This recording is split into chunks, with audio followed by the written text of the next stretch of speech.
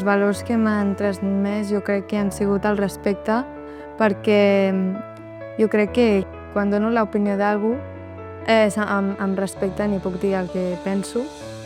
I també diria la participació, perquè jo fa uns anys vaig ser delegada i vaig poder participar en diferents tasques de l'escola, com per exemple el Consell de Delegats preparaven les festes i les coses que fèiem a l'escola.